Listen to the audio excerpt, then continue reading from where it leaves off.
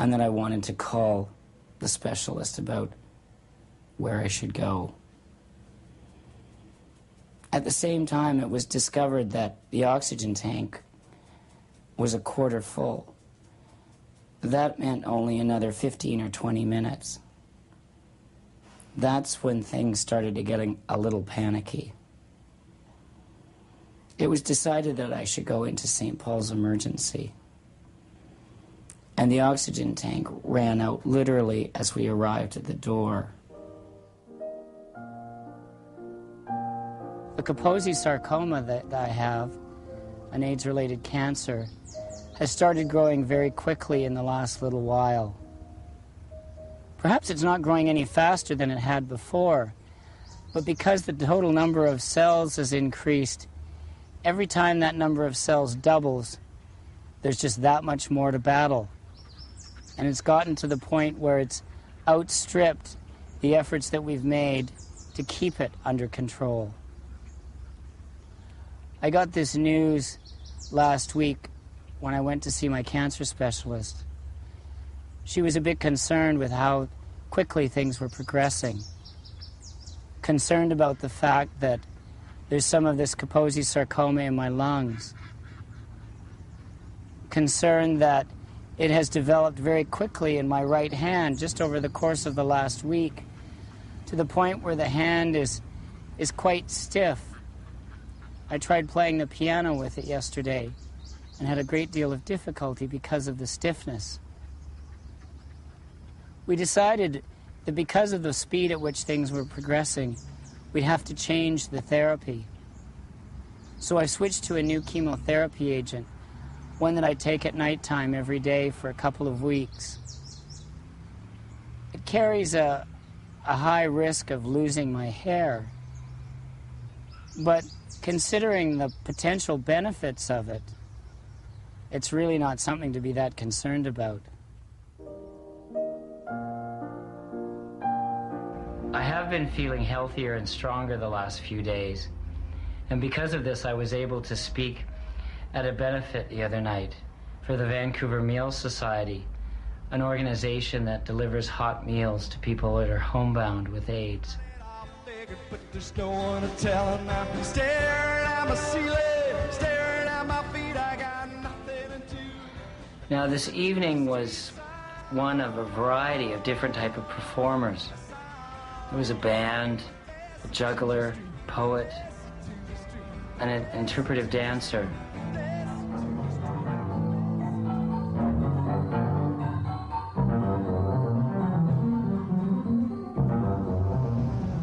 My performance, well, how do I explain it?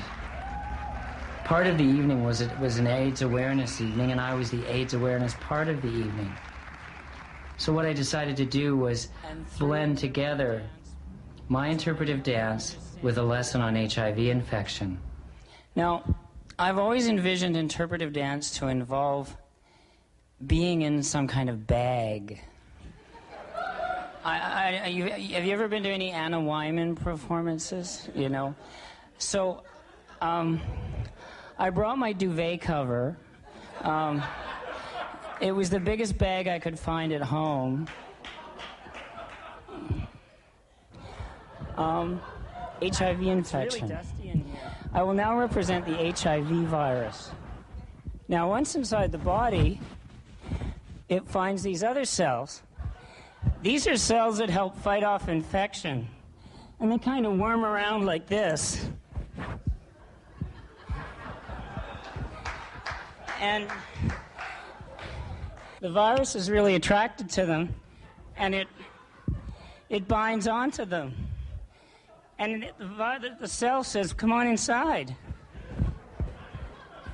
So the virus comes inside, and then there's all this hanky-panky that goes on.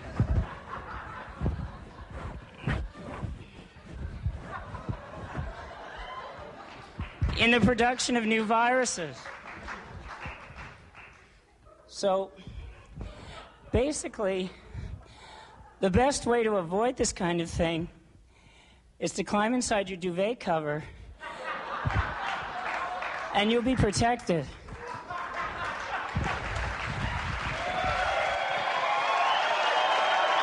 you.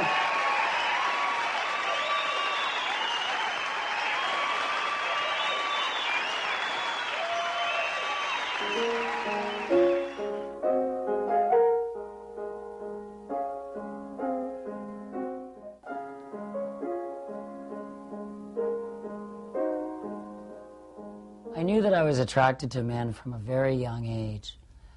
Actually, a couple of years before my peers began discovering sexuality. So I couldn't discuss it with them. I couldn't discuss it with my family. When my friends started talking about women, girls, I thought, well, this is all well and good, but I'm not that interested. I couldn't relate. I thought maybe this was some kind of phase that I was going through. So I decided that maybe I could convert myself. So I drag out my dad's Playboy magazines and thumb through them, looking at the pictures. When I discovered that I was spending more time looking at the fully clothed Marlboro man than I was looking at the completely naked female centerfold, I realized that's not what I was interested in. And it wasn't something that I was going to be able to change. So I put that all away and decided that this was something that was going to have to be on hold. My mother gave me a copy of Ann Landers Talks to Teenagers About Sex. There was a chapter in there on homosexuality. I can't remember the gist of most of it. I do remember the last line, however. It went something like this. Well, just thank God that you're normal. And I thought, who has she written this for? It was just devastating. I wonder how many children of the 50s read that very line and were completely crushed as I was.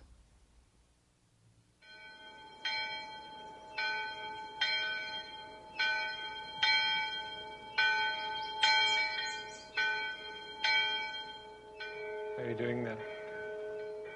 Recently, I visited St. Peter's Quamachin, an Anglican church on Vancouver Island, just an hour north of Victoria. We're just going to go up into I went with my parents, and we met the rector, a Father Logan McNanamy. I'm just at the front of the altar. How is your vision? Nothing. Nothing now? Yeah. Okay. Church is a place you don't need any vision anyway. No, that's right. And watching you and listening to you on television, there's an inner strength there, and a love that keeps you going, and that you want to share with others, and you do that through your diaries. Can you say something about your own spirituality? My spirituality is a sense of really belonging to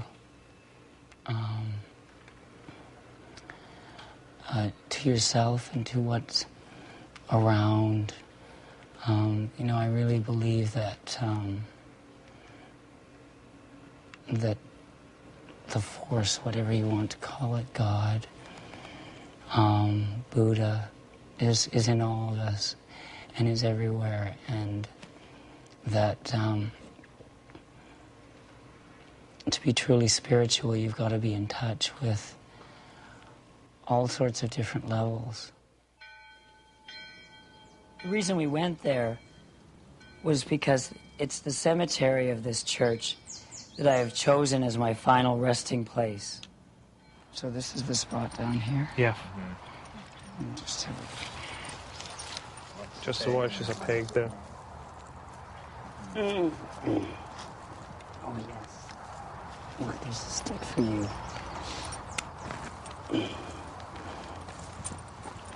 This is a very important day today for us to be here. One of my fears when Peter was first ill was what we would do if he should die. To have a minister like Logan to share this with us, and the Anglican Church being so accepting, it's a wonderful gift. It's a very tough time right now. I don't know what to say.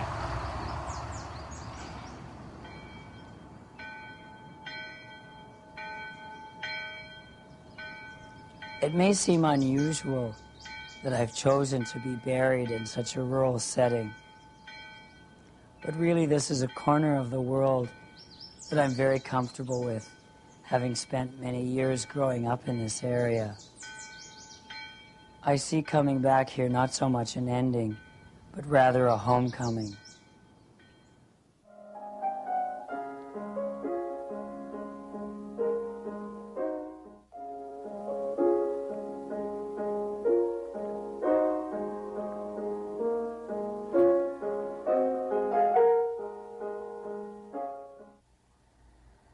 I was in hospital for 5 days last week.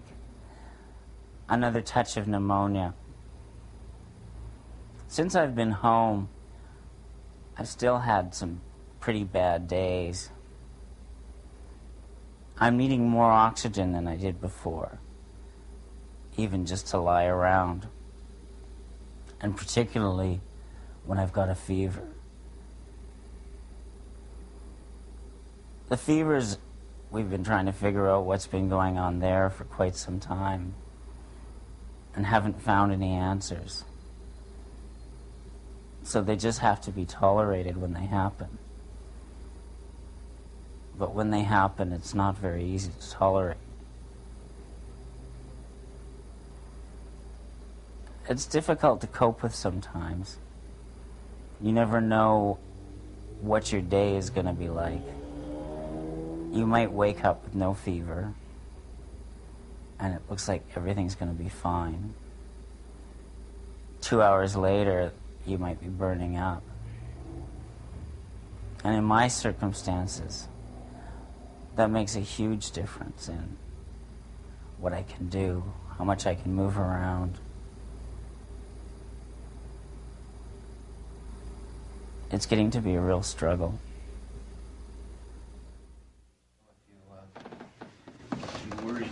Okay. I've got a speaking engagement this afternoon, and I'm going to have to go out. This involves going down a flight of stairs in my building. Okay. Do you want to take a little rest? Yeah. No. Oh, I do. He's old man. I don't know. Well, this was nerve-wracking going up last time. The concept of having to use a wheelchair. I don't know why, but I thought this was a real step away from independence. Oh, yeah. But I come to realize in the last couple of weeks that I don't have a whole lot of choice.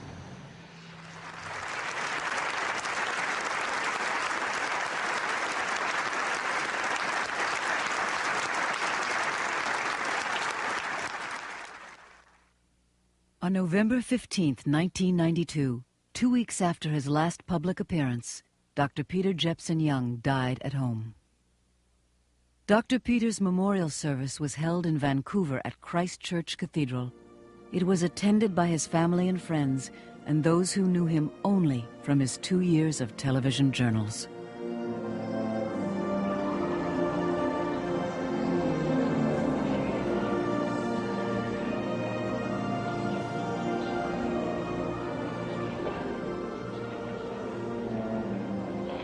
Peter was my very special friend, my partner, and my lover.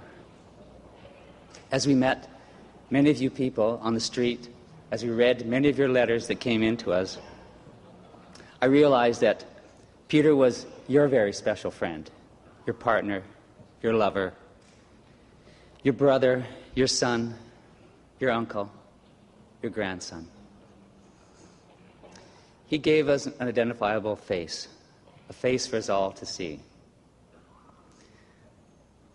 On behalf of Peter, thank you for the love and support you gave him.